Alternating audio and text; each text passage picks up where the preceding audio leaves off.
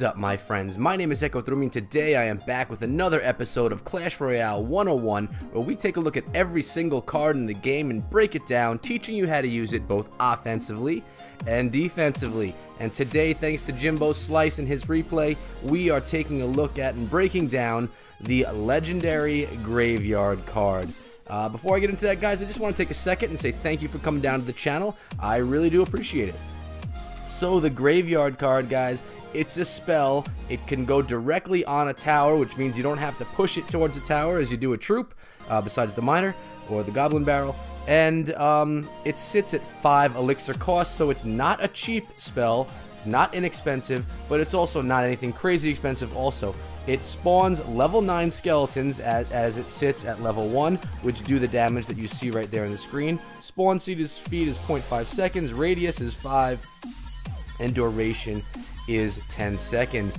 Now this spell, the trick here is it's easily combated, which means if your opponent has a Valkyrie, has a minion horde, even some minions, has a skeleton army, they could drop it right on top of where this Graveyard spell has been placed and can completely negate the damage done by the Graveyard spell. So when you're using this Graveyard spell, my friends, you need to be smart. You need to kind of figure out where your opponent sits with elixir, and you also need your tower to be targeting a tanking unit or even a miner that you throw in there, rather than tanking the skeletons that are being spawned from the Graveyard spell. So enough of me talking. This is a different battle. It's not the one that we're going to look at right now. I'm going to show you a different one, which is right here. We're going to jump right into it and watch how this one plays out. Watch here how Jimbo Slice uses this Graveyard spell. He actually uses it as a defensive troop as well. As you can see, he's going to be combating the Royal Giant.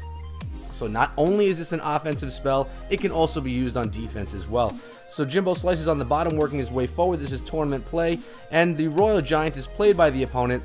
And there he goes, Jimbo does, using that Graveyard spell to try and negate the damage done by that Royal Giant, and then those skeletons just start pushing right there, and the miner, he sneaks in the back door to do some chip damage on that tower. Skeletons are making it to the tower. No longer. Those archers took him out, and now it's time to deal with another Royal Giant. It looks as if this opponent here has a fast cycle deck, and on top of that, they have the mirror card in there, so we may see a lot of Royal Giants. So here goes Jimbo with his Lava Hound up the left-hand lane, and what you'll see a lot of times here, my friends, people will send in a Lava Hound or a Golem or something like that, or even a Giant, and as the tower is targeting that tank, they'll drop in the Graveyard spell on the left or right of the tower, and it'll do some extreme damage. And here he uses it defensively again on this Royal Giant, a really excellent example as to how the Graveyard spell can be used defensively.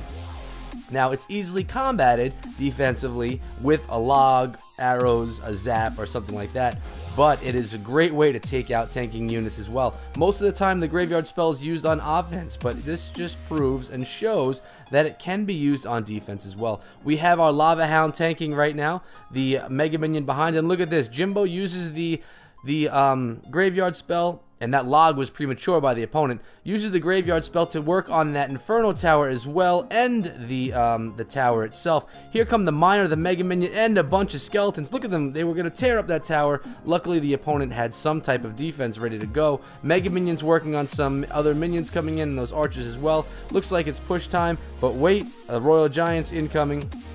He's going to play his skeleton army right there. His tower is taken down. So here he goes. Skeleton army is taking out that Royal Giant. Really a great combat or a great defense for a tanking troop such as the Royal Giant. In comes the miner and takes down that left-hand tower.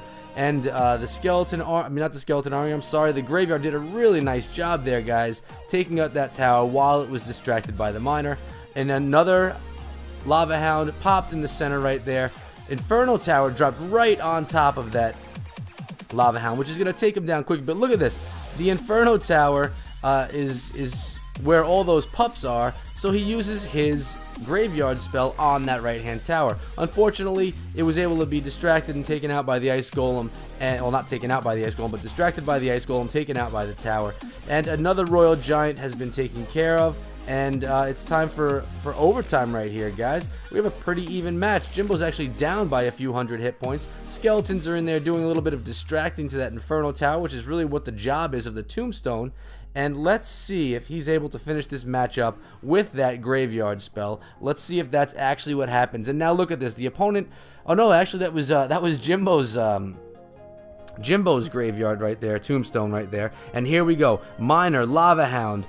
The opponent throws some archers to take care of that. They also throw some arrows, but look at this tower getting melted. Still some skeletons alive. Mega Minion, Lava Hound, all on that tower. Really nice use of the graveyard spell there, overwhelming the opponent, which is really what this spell does. It just brings a mass of troops quickly to the opponent where they can't deal with it in time. Again, guys, the trick to this spell is to have your opponent on their heels with not enough elixir to deal with it. Because it can get to the tower instantly, you need to make sure that your opponent can't combat. If they throw a Valkyrie, if they throw a skeleton army, which is only 3 elixir, you know, you basically got a -2 in the elixir advantage department, so you don't want that to happen. You want to wait until their pumps are dry. So that's it, my friends. Thank you, Jimbo Slice, for this excellent replay. It really showed well how this spell can be used on defense and on offense. And that has been it, my friends. Hopefully this helps you out, and if it does, I hope you guys subscribe for more. I hit up every card in the game. Many have been done, and many more are to come. And if you really like the video, hit that like button as well, guys. I really do appreciate the support, and it really does help me out. For those of you that don't know, again, I'm Echo Thrumi, and I come out with content every single day, both Clash of Clans and Clash Royale. Hope to see you guys back again tomorrow. Until then, be good.